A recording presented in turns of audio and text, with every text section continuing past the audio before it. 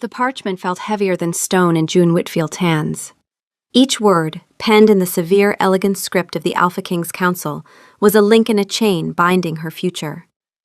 Surrogacy, heir, compensation, termination.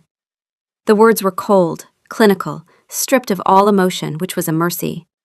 If there had been any hint of warmth, any suggestion of humanity in the document, she might have broken.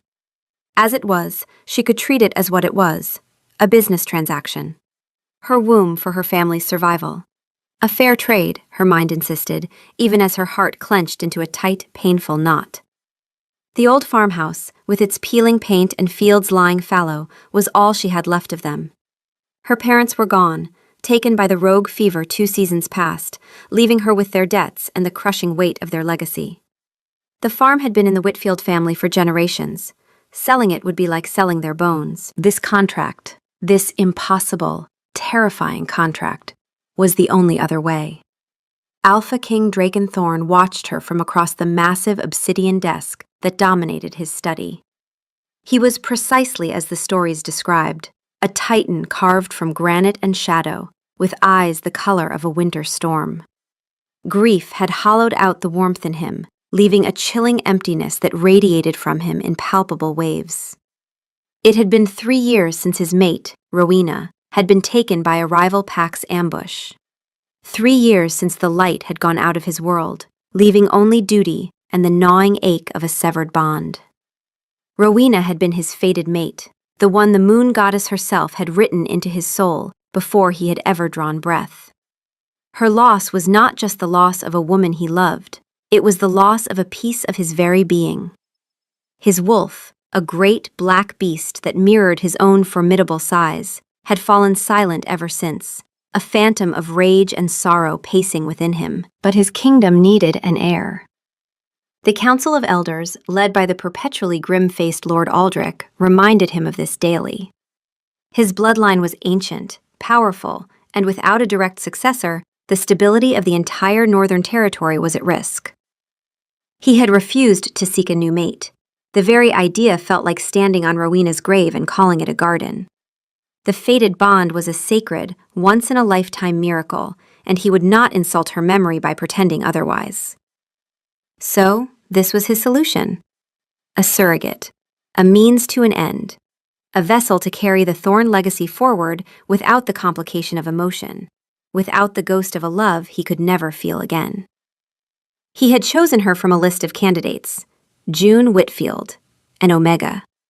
Small and graceful, with a quiet resilience that marked her as someone accustomed to hardship. She was desperate, which meant she would be compliant. Her file said she was resilient and quiet and carried no scandals. She was perfect for the role. Invisible. "You have read the terms, Miss Whitfield?" His voice was a low rumble, devoid of inflection. It was the voice of a king accustomed to giving orders, not making conversation. June's gaze flickered up from the contract. She met his stormy gray eyes for a brief, terrifying second, before looking down again. Submitting to an alpha's gaze was instinct, but this felt different. It felt like standing on a cliff edge in a gale. "I have, Your Majesty." Her own voice was a whisper, but it was steady. She would not show him her fear. She would not give him the satisfaction of seeing her tremble. Pride was the only currency she had left. The terms are clear. Clear as ice. She would live in the castle, provided for, but isolated. She would have no contact with the outside world, and upon the birth of the child, she would relinquish all rights, accept her payment, and vanish. There was a clause, number 7, that felt particularly cruel. The surrogate will make no attempt to bond with the child. How did one command a heart not to feel? Draken's wolf, the silent passenger in his soul, stirred for the first time in years. It wasn't a roar, not a surge of power, but a slow, curious uncurling. It was her scent. Beneath the sterile scent of the castle's polished wood and beeswax, he could detect something faint and achingly pure. Wild primrose and damp earth after a spring rain. A scent of life, of resilience, and it was a stark contrast to the sterile grief that had become his world. He dismissed it, a momentary anomaly. You will sign, and the funds will be transferred to settle your family's accounts by nightfall, he stated, pushing an inkwell and a quill across the desk. The quill was fashioned from a raven's feather, its tip sharpened to a deadly point.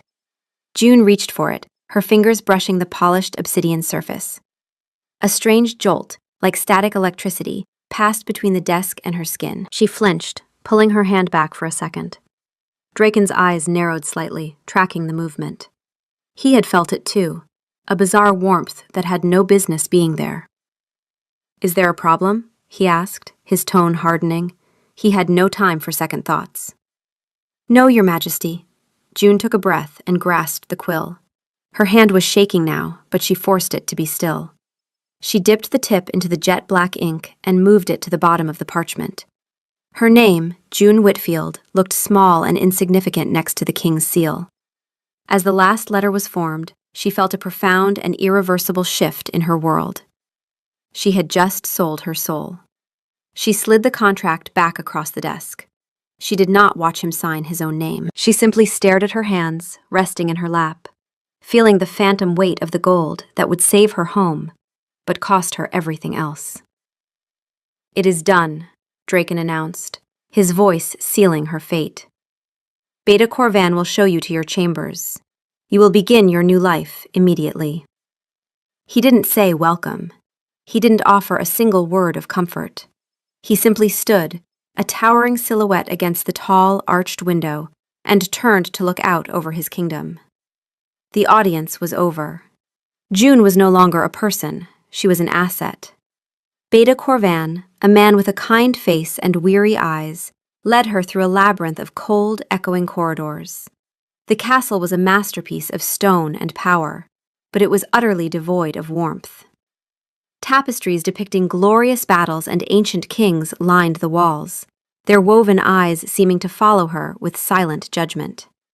The servants she passed averted their gazes, their faces carefully blank. She was an anomaly, a secret, and they all knew it was safer not to see her. Her rooms were in the forgotten East Wing. They were luxurious, far grander than anything she had ever known, with a soft bed, a private bathing chamber, and a small balcony overlooking a manicured but empty garden. But the opulence felt like a cage. The door closed behind Corvan with a soft but final click, and June was utterly alone. She walked to the window and looked out. In the distance, beyond the castle walls, she could just make out the dark line of the Whisperwood forest. Her home was somewhere beyond that, nestled in the valley. A wave of homesickness so powerful it made her dizzy washed over her. She pressed a hand to her flat stomach. A tear, hot and traitorous, escaped and traced a path down her cheek. She wiped it away angrily. She had made her choice. There was no room for tears. Not now, not ever. She was the surrogate, the vessel, a ghost in the king's castle, waiting to fulfill a purpose that would both save her and break her in two. June had always had a wolf. She had shifted for the first time at 14, like all her kind, in the middle of a cold autumn night in the apple orchard behind her family's farmhouse. Her wolf was small, soft-footed, and golden, a quiet creature, as omega wolves often were. She had never been the kind of wolf that growled for dominance or strained against her skin with restless power. Her wolf simply endured, steady and unhurried, much like June herself. In the weeks after her arrival at the castle, she noticed her wolf had grown quieter still, as if the stone walls pressed in on its spirit. It wasn't gone, it was simply waiting, the way a flame waits behind cupped hands in the wind. As the weeks passed, the terms of their arrangement were fulfilled in the way that nature intended, conducted with careful distance and even more careful silence. Neither of them speaking of it afterward, as if acknowledging it would make the reality of their situation even more unbearable. A cold professionalism governed everything, and June was grateful for it, because the alternative, letting herself feel, was a luxury the contract did not permit. The royal healer, a stern-faced woman named Marin, oversaw every aspect of her health with detached efficiency. She spoke to June as if she were a prized mare, discussing her diet, her sleep, her cycle, with a professionalism that was almost more insulting than outright cruelty. Draken received Marin's reports via written messages, maintaining a clinical distance. June spent her days reading books from the small collection left in her room, pacing the length of her gilded cage, or staring out at the unchanging garden. The silence was her constant companion, broken only by the soft footfalls of the servant who brought her meals on a silver tray and left them outside her door. One morning, Marin arrived with a different energy. There was a flicker of something in her eyes, not warmth, but a kind of professional triumph. "The signs are confirmed," she announced without preamble. "You are with child." June's breath caught in her throat. She sat down heavily on the edge of the bed, her hand instinctively flying to her abdomen. A life, a tiny, fragile spark was growing inside her. A life that was not hers to keep. The joy that tried to flutter in her chest was instantly smothered by the cold, hard weight of the contract. Clause 7. She forced her hand away from her stomach. She had to start now. She had to build the wall between herself and this tiny being. "The air is healthy?" she asked, her voice carefully neutral. Marin nodded. "The initial signs are strong. The Alpha King will be pleased." Draken received the news in his study. He read the healer's note twice, his face an unreadable mask. An heir. His heir. A continuation of his line, a future for his kingdom. It was what he wanted, what he needed. Yet the thought of this child, growing inside a woman he barely knew, felt abstract and deeply unsettling. His wolf, however, was not so conflicted. A low, possessive rumble vibrated in his chest. Our pup. The thought was so clear, so primal, it startled him. He pushed it down, irritated. It was not our pup. It was his heir. The woman was merely the means. He told himself this over and over, a litany against the strange pull he felt toward the East Wing. He found himself altering his path from the council chambers, his feet carrying him down the long, silent corridor that led to her rooms. He never stopped. He would just walk past, straining his senses, catching the faint, clean scent of primrose that seemed to cling to the air around her door. It was a foolish, irrational impulse, and he hated himself for it, but he couldn't seem to stop. The morning sickness began a week later. It was a relentless, draining nausea that left June pale and weak. She spent her mornings retching into a basin, her body rebelling against the new life it carried. Through it all, she held on to one thought. This was for the heir. The discomfort was part of the service she was providing. One afternoon, as she was trying to sip some weak tea, a different servant appeared at her door. A young girl with wide, nervous eyes. "His Majesty, the Alpha King, sent this," the girl whispered, placing a tray on the table. On it was not the usual bland broth, but a small portion of ginger-infused crackers and a specific herbal tea known to soothe upset stomachs. It was exactly what her body craved. June stared at the tray. It was a small gesture, almost insignificant, but it was the first crack in the icy facade of her isolation. He was thinking of her. Not as June, perhaps, but as the carrier of his heir.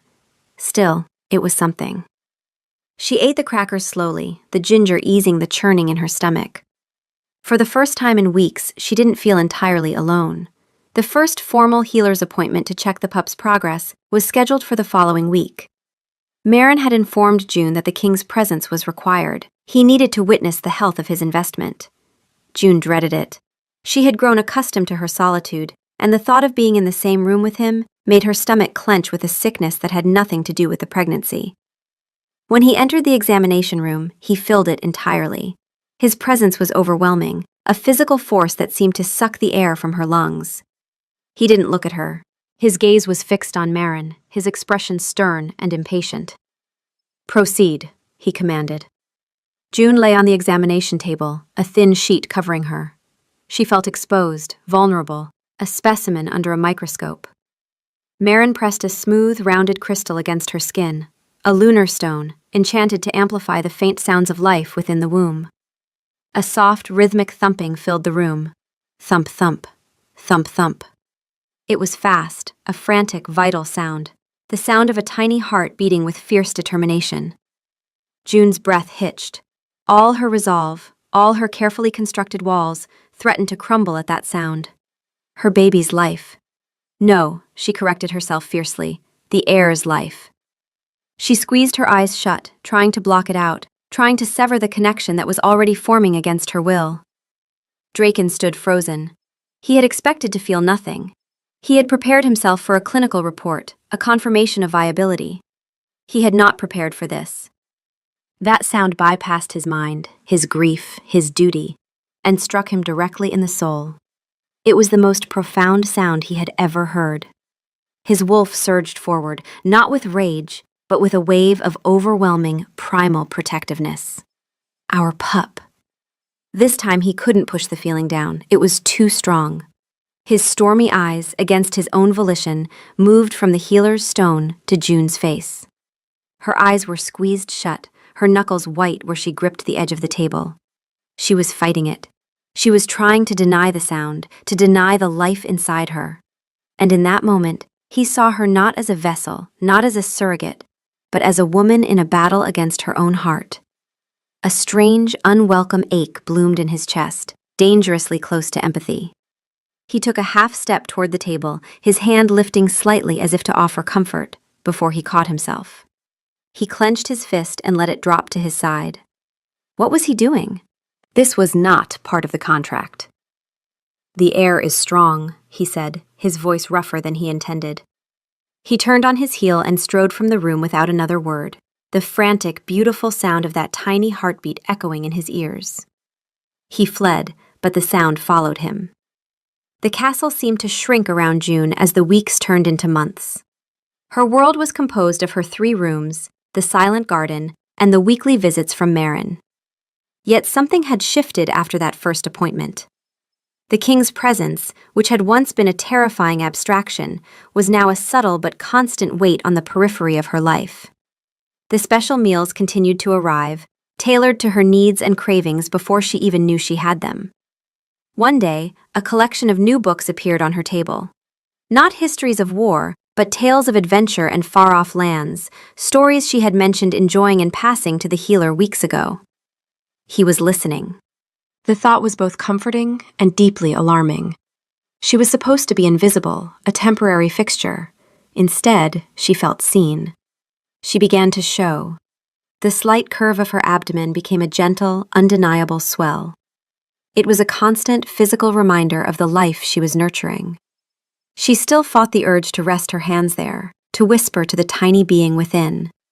She would stand before the mirror and stare at her changing reflection, her expression a mixture of awe and sorrow. She took to calling him the little prince in the privacy of her own mind. It was safer than my son. It maintained the distance, the formal separation required by her role. Deep in the quiet of those long evenings, she sometimes felt her wolf stir at the edges of her consciousness. Not with the restless energy of a wolf seeking a shift, but with something slower and more wondering, the way a flower turns its face toward a light it hasn't yet felt the warmth of. Draken's nights became restless. Sleep offered no escape from the turmoil in his mind. His wolf, now fully awake and insistent, paced the confines of his soul, demanding proximity to the female and the pup. Our pack, it growled, a low, constant refrain. Protect our pack. It was madness. She was not his mate.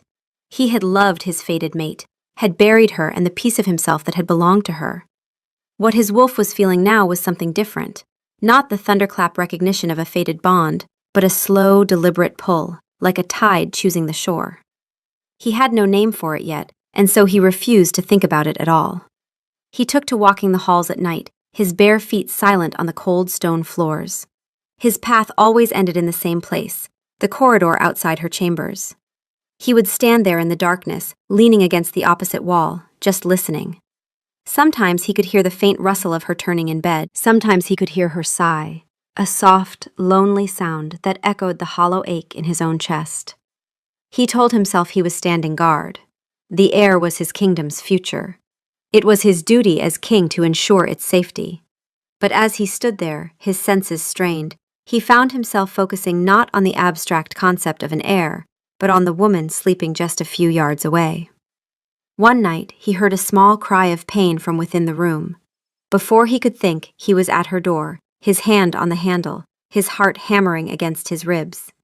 He stopped himself just before turning it. He had no right. He pressed his forehead against the cool wood of the door, a low growl of frustration rumbling in his chest. He stayed there for over an hour, until the silence within the room was deep and steady again, before finally retreating to his own cold, empty bed. The next healer's appointment was different. Draken didn't wait for a summons. He simply appeared at the designated time. June was already there, seated on the edge of the examination table. She looked up in surprise when he entered, her eyes wide. She looked tired, the skin beneath her eyes smudged with purple. "Your Majesty," she murmured, her gaze dropping to her hands, which were clasped tightly in her lap over her now noticeably rounded stomach. He didn't reply, simply giving Marin a curt nod to begin. The lunar stone was placed on her belly, and once again the room filled with the strong, steady beat of the pup's heart. But this time, there was something else. As Marin moved the stone, a sudden, sharp flutter of movement occurred beneath it. June gasped, her hands flying to her stomach. "Oh!" Draken's eyes shot to her belly. "What was that?" "The pup is kicking," Marin said, a rare, small smile touching her lips. "A strong one, it seems." Another flutter, more pronounced this time. June's face was transformed. The exhaustion and worry were momentarily wiped away, replaced by a look of pure, unadulterated wonder.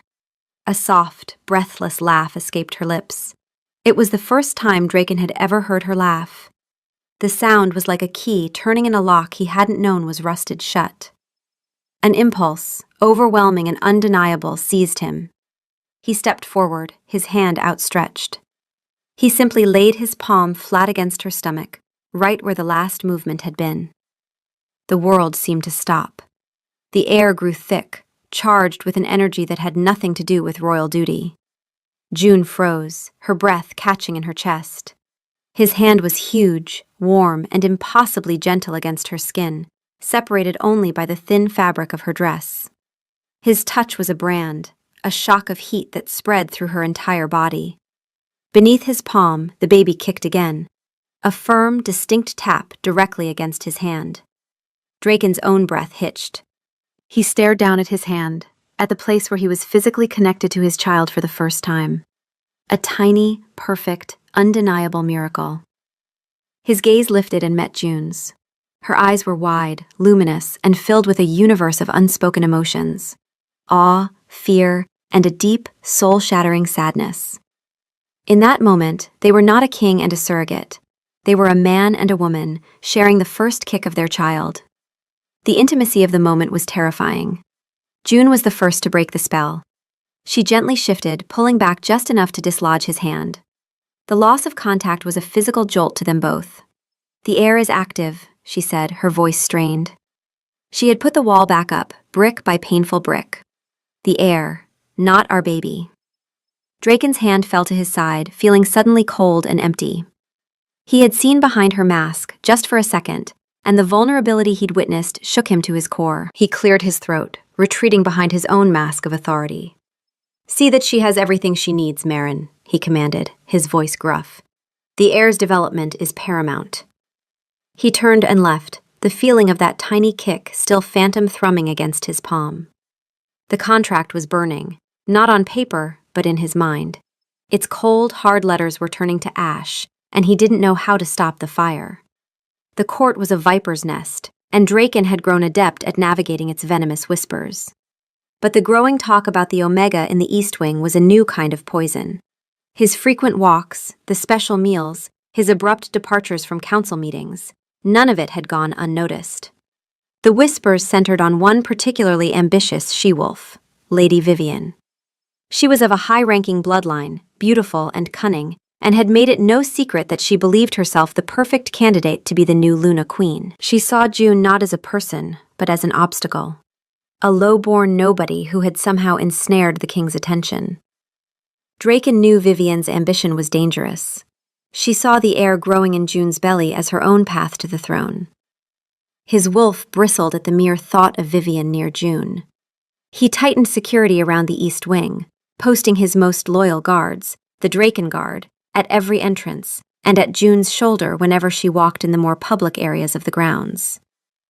June was not oblivious to the shift in the castle's atmosphere. The few servants she encountered now looked at her with a mixture of fear and open curiosity. She heard the whispers. She saw the glares from gorgeously dressed noblewomen. She felt like a prize animal on display.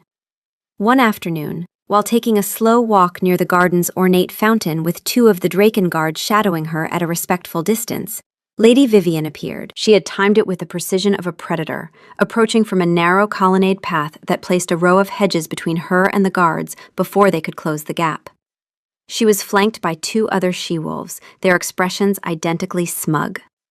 Vivian was stunning, with hair the color of spun gold and eyes like chips of emerald. "Well, well," Vivian said, her voice dripping with false sweetness. "The famous vessel. You are larger than I imagined." She let her eyes roam over June's swollen form with a look of clinical distaste. June's hand instinctively went to her belly, a protective shield. She said nothing, merely inclining her head in a gesture of respect she did not feel. "The king takes a great interest in his investment," Vivian continued, circling her slowly like a predator sizing up prey. "One might almost think he cares for the incubator, not just what is inside it." The insult was sharp and deliberate. June's chin lifted. "The king is concerned for the health of his heir, as is his duty."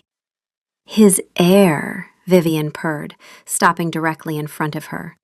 "Yes, he will need a mother, of course. A true Luna of noble blood to guide him. Someone like me." She reached out, her long manicured nails aiming for June's stomach. Before her fingers could make contact, a blur of motion intervened. Draken's hand shot out, grabbing Vivian's wrist in a grip of iron. He had appeared from behind the colonnade, his movement utterly silent and lethally fast, the two guards snapping to attention at his heels. His face was a thundercloud of pure fury. His eyes, usually the color of a storm, were now flashing with the molten gold of his wolf. A low, guttural growl vibrated from his chest, so primal and threatening that Vivian's companions took an involuntary step back, baring their necks in submission. "You will not touch her," Draken snarled, his voice a low promise of violence. He wasn't speaking as a king. He was speaking as an alpha, a male protecting what was his. Vivian's face went pale. "Draken, Your Majesty, I was simply—" "I know what you were doing," he cut her off, his voice dropping to a deadly whisper. He squeezed her wrist and she winced. "This is your only warning, Vivian. Stay away from her. If I see you near her again, if I even hear a whisper of a threat directed at her, I will strip you of your title and cast you out into the wastes as a rogue. Do you understand me?" Vivian choked out her assent, and he shoved her wrist away in disgust. "Go," he commanded. She and her companions practically fled, their retreat hasty and graceless. Draken turned to June. She was staring at him, her face ashen, her hand pressed to her heart. "Are you all right?" he asked, his voice still rough with the remnants of his rage. She could only nod. He reached out, his hand hovering in the air between them for a moment, before he gently cupped her cheek. His thumb stroked her skin, a gesture of profound tenderness that stood in stark contrast to the violence he had just threatened. "I will not let anyone harm you," he vowed, his golden eyes locking with hers. "You or the pup. You are under my protection. Entirely." That night, he had a cot and bedding moved into the small antechamber connected to her room, the door between them left slightly ajar. He was no longer just a king ensuring the safety of an heir. He was a wolf guarding his den. She could hear him breathing as she tried to sleep. She could feel his presence, a steady, grounding force just on the other side of the door. The castle was still a cage, but now, for the first time, she had a guardian. And his presence made her feel more trapped and more protected than ever before. The final weeks of the pregnancy passed in a strange, suspended reality.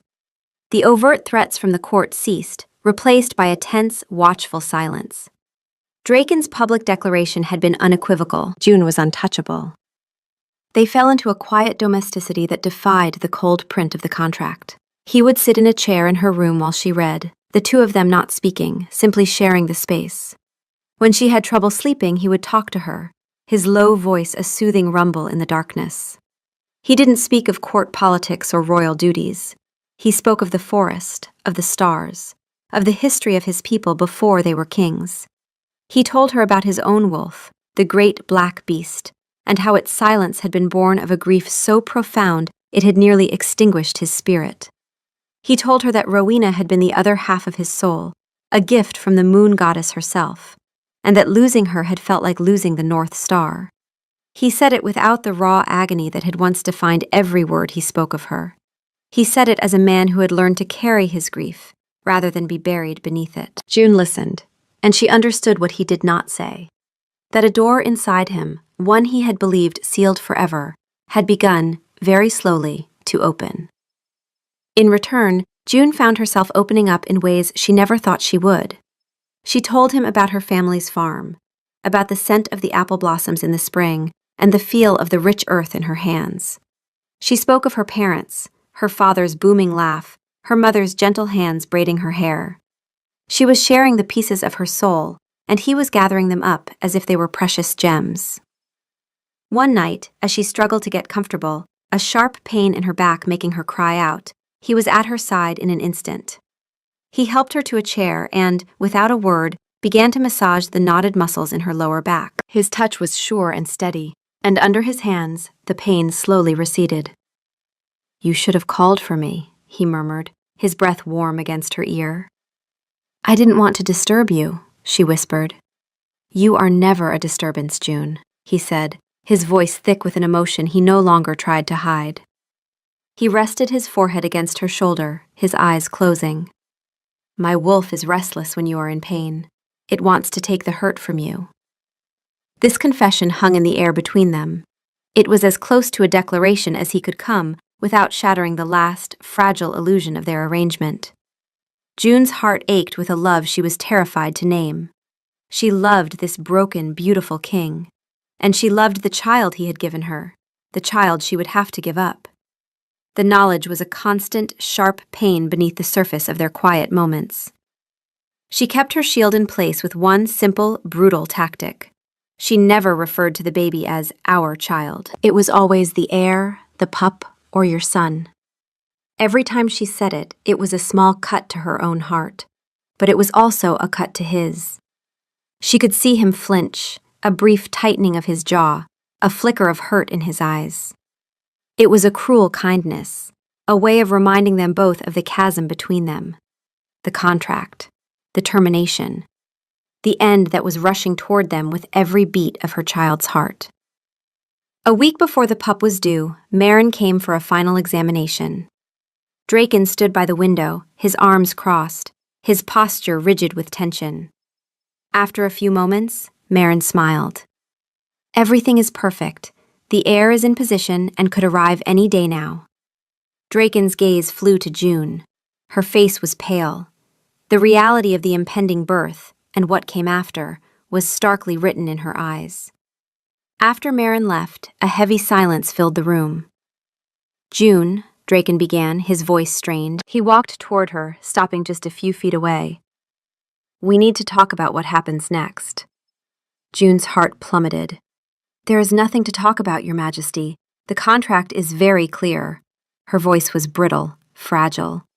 "To hell with the contract," he growled, the sound ripped from his chest. "I can't. I won't." He couldn't finish the sentence. June steeled herself. This was it, the moment she had been dreading. She had to be strong, for both of them. "You are the king," she said, her voice quiet but firm. "You made a law. You wrote the terms. I agreed to them."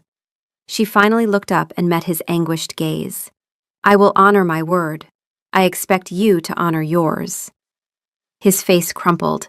The king was gone, and only the broken man remained. "I was wrong," he whispered, his voice cracking. "I was a fool, drowning in grief, and I created this monstrosity of a plan. I never expected you." "You expected a vessel," she finished for him, her own heart breaking. "And that is what I am. I will deliver your heir, and then I will leave. It is the only way." He reached for her, but she took a step back, shaking her head. A tear traced its way down her cheek. Please, Draken, she whispered his name, a plea. Don't make this harder than it has to be. He froze, his hand dropping to his side. The pain in his eyes was a physical blow. He gave a single, sharp nod, his jaw clenched so tight it was a wonder it didn't crack. He turned and walked out of the room, closing the door to the antechamber behind him. June sank onto her bed, a sob tearing from her throat, her hands protectively cradling the child she was about to lose. The first contraction hit her in the dead of night, a sharp, clenching fist deep in her belly. She gasped, her body going rigid. Another followed a few minutes later, stronger this time.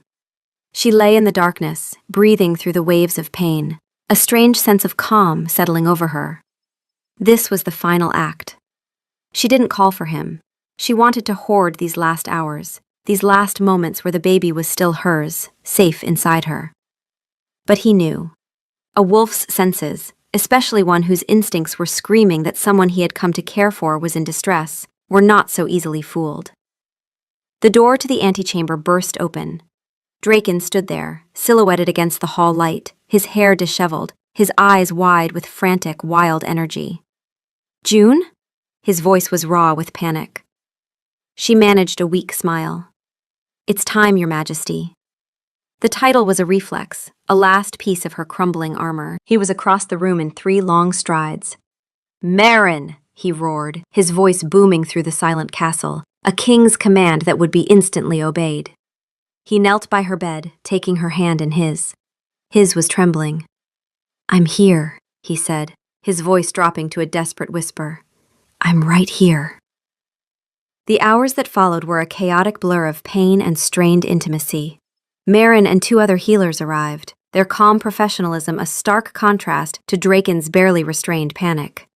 He refused to leave June's side.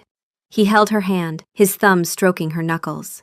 He wiped the sweat from her brow with a cool cloth. When the pain became a relentless, tearing force, he let her grip his hand with all her strength, his bones groaning under the pressure, but his expression never changed. He murmured to her, not words of encouragement, but promises. I'm here, June. I won't leave you. Breathe with me. You are the strongest person I know. Just breathe. He was her anchor in a storm of agony. At one point, in the throes of a particularly brutal contraction, she cried out his name, a raw, desperate sound. Draken!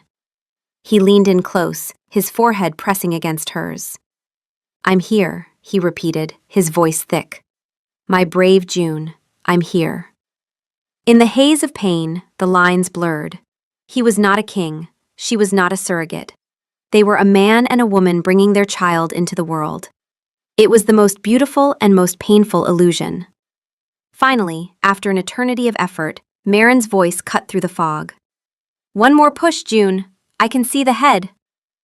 Draken's grip on her hand tightened. You can do this, he breathed, his eyes locked on hers, pouring all of his strength into her. With a final guttural cry torn from the very depths of her soul, June gave one last monumental push. And then, a new sound filled the room. The thin, wailing cry of a newborn baby. Relief so profound it was dizzying washed over her. She fell back against the pillows, utterly spent, her body trembling with exhaustion. A boy, Merrin announced, her voice filled with warmth. A healthy, strong alpha prince. Through a blur of tears and sweat, June saw the healer clean the baby and wrap him in a soft linen blanket. He was beautiful. Perfect. He had a shock of dark hair, just like his father.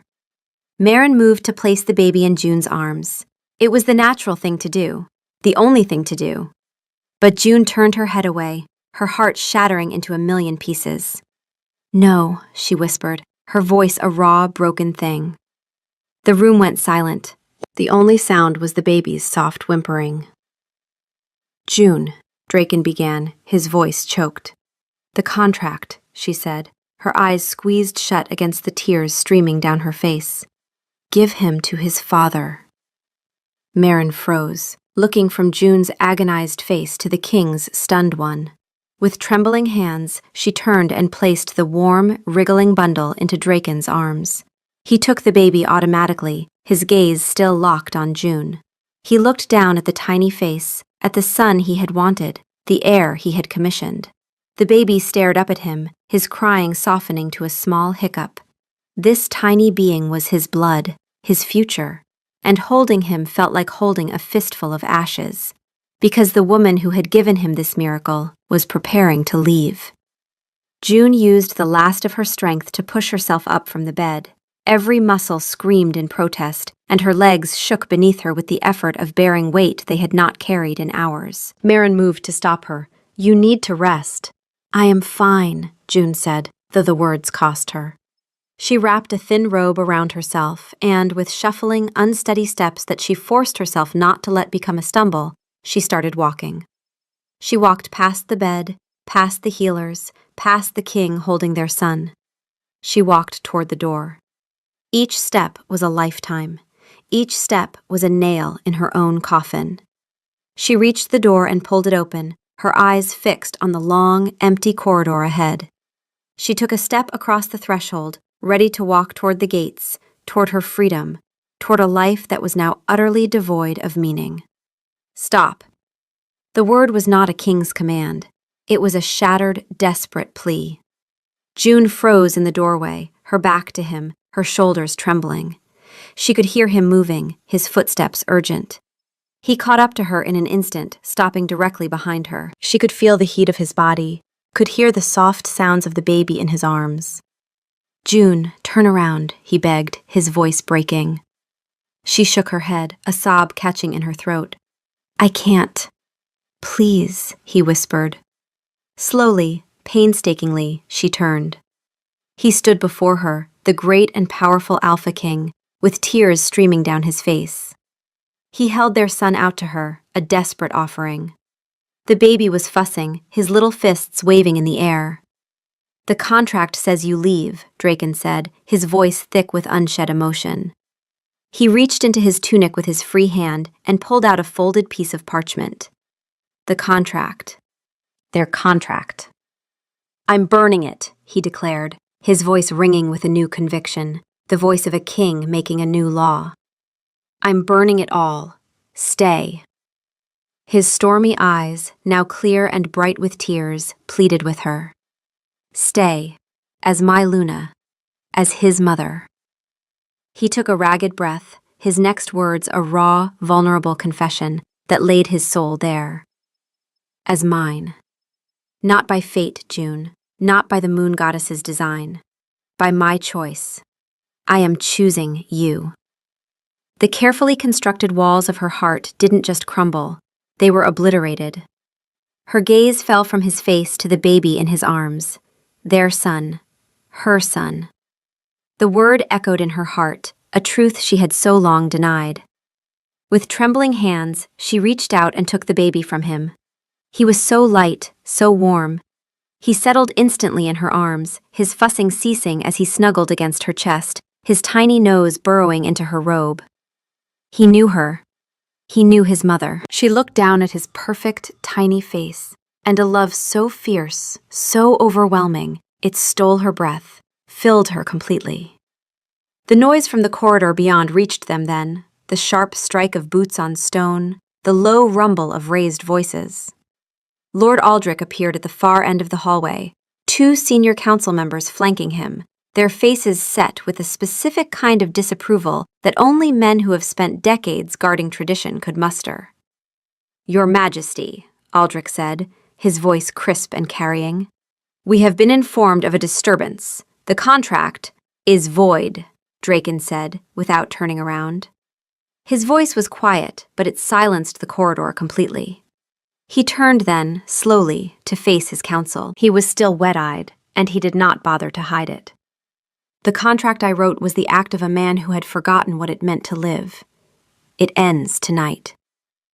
Aldrich stepped forward, his gray brows drawn tight. "Your Majesty, the legal implications alone, the precedent this sets for royal succession. The bloodline protocols require that the mother of a royal heir be of documented—" "She is an omega of this territory," Draken said, his voice dropping to something very still and very certain. "She has carried the Thorn heir. She has bled for this kingdom. And I am naming her Luna." He held Aldrich's gaze for a long, cold moment. "Find me the clause in our ancient law that says a king cannot choose his own Luna, and I will hear your argument. Until then, you are dismissed." Aldrich's jaw worked silently. The two men behind him exchanged a glance. Then, one by one, they lowered their eyes, baring their necks in the smallest, stiffest inclination of submission that pride could permit. "As you command, Your Majesty," Aldrich said, the words clipped and precise as a sword stroke. He turned and led the others back down the corridor without another word, their footsteps fading into the stone. Draken watched them go, and then he turned back to June. She was looking at him with wide, wet eyes, the baby still tucked against her chest.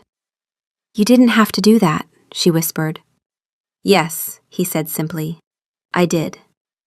He crossed to her and cupped her face in both his hands, careful of the child between them. "I have been a king for so long, I forgot how to be a man. You reminded me." June looked up at him, her vision blurring with tears she no longer had the will to fight. Inside her, something answered the feeling of his hands on her face, the certainty in his voice, the love she could no longer pretend was not there. Her wolf, her small, quiet, golden wolf, stirred. It had never been dormant from absence. It had simply been waiting, the way it had always waited, steady and unhurried, for the moment to be right. And now the moment was here. The golden wolf rose, fully and completely, standing within her with a brightness she had never felt before, a warmth that spread from the center of her chest outward until she felt lit from the inside. She gasped softly at the feeling. Draken felt it too. His black wolf, massive and dark and long grieving, stepped forward in his soul to meet her golden one, and where the two touched, something settled. Not the thunderclap of a fated bond written by the gods. Something quieter, and in its quietness, something chosen. A bond built from midnight conversations and ginger crackers left outside a door, from a hand pressed to a moving belly, and a king kneeling on cold stone to ease a woman's aching feet. The wolf within her lifted its golden head, and Draken's black wolf answered with a sound that was not a howl, but something softer. A welcome home. June smiled, a real, radiant smile, and looked down at their son nestled in her arms. "He needs a name," she whispered, her voice thick with joy. A slow, brilliant smile broke across Draken's face, transforming his harsh features into something she had never seen from him before. Uncomplicated happiness. He reached out and gently tucked a stray strand of hair behind her ear, his touch infinitely tender. "I was waiting for his mother to choose," he said softly. June looked down at the dark-haired, sleeping boy who had cost her everything and given her more in return. "Aiden," she whispered. "Aiden Thorne." It meant little fire, and he was, a small, fierce flame that had thawed a frozen king and lit up her entire world. Draken leaned in and pressed a soft, reverent kiss to her forehead. "Aiden Thorne," he repeated, his voice full of wonder. "Welcome home." And as he gathered both her and their son into his arms, June knew that was exactly what she was. Home. With her wolf awake, warm and golden within her, and her family finally complete, she felt whole for the first time in her life. Later, when they emerged into the gardens beneath the light of the moon, the two wolves ran together, his massive dark form and her small but glowing golden wolf racing through the silver-touched grass. A family bound by more than a contract, bound by love, by choice, and by a bond they had built, quietly and stubbornly, one honest moment at a time.